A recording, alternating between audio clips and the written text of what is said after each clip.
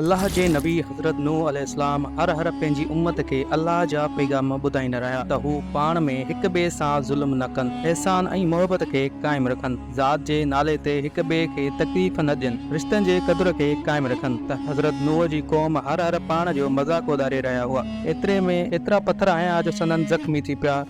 वरी जॾहिं सिहतियाब थी वञनि त वरी अल्लाह जे दीन जी तबलीग कनि पिया। एतिरे क़दुर जो 950 साल गुज़री विया। आख़िरकार अल्लाह जे नबी हज़रत नूह अलैहिस्सलाम हथनि खे बुलंद करे अल्लाह जी दरबार में दुआ कई त ए अल्लाह, ही मुंहिंजी उम्मत कॾहिं बि हिदायत न वठंदी। ए परवरदिगार, तुंहिंजे अज़ाब जो मज़ाक उॾारनि था, हिननि खे ॾेखार त तूं छा ताक़त रखीं थो।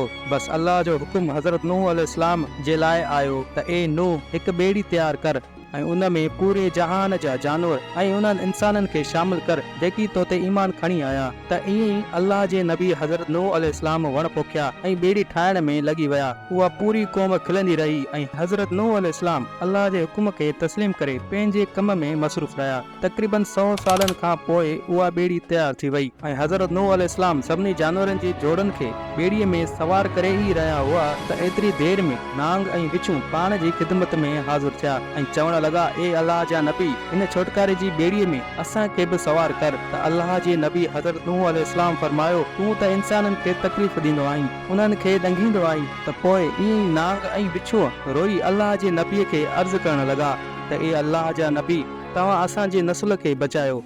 असां तव्हां सां वाइदो था करियूं त जेको बि इंसान सलामन अला नूहिन फिल आलमीन पढ़ंदो त असांखे कसम आहे पंहिंजे वजूद जो, पंहिंजे ख़ालिक जो, असां कॾहिं बि उन्हनि खे तकलीफ़ न ॾींदासीं। हिन वाइदे खां पोइ अल्लाह जा नबी हज़रत नूह अलैहिस्सलाम नांग ऐं विछुअ जी जोड़ी बि ॿेड़ीअ में सवार कयूं। उन निजात जी ॿेड़ी में जेको इंसान सवार थिया, जेकी मख़लूक़ात सवार थी, सवाइ उन्हनि जे सभ जो सभु अल्लाह जे अज़ाब में ख़तम थी विया। तूफ़ान ख़तम थियण खां पोइ अल्लाह जे नबी हज़रत नूह अलैहिस्सलाम ज़मीन खे ॿीहर आबाद कयो। हर मख़लूक़ात ज़िंदगी गुज़ारण लॻी ऐं अल्लाह पाक पंहिंजे किताब सूरह साफ़ात में हिन आयत खे महफ़ूज़ कयो आहे। अॼु बि जंगल ऐं मैदाननि में जॾहिं बि नाग, बिच्छू या हैवान जे साम्हूं हिन आयत खे पढ़ियो वेंदो आहे त सलामन अला नूहिन फिल आलमीन, त पोइ नांग हुजे या बिच्छू या को बि हैवान और जिन हिन आयत जो एहतराम ऐं वाइदे खे समझी उन इंसान जे वेझो नाहिन ईंदा। बेशक अल्लाह पंहिंजे किताब में हर परेशानी, बीमारी ऐं मुसीबत जो इलाज रखियो आहे।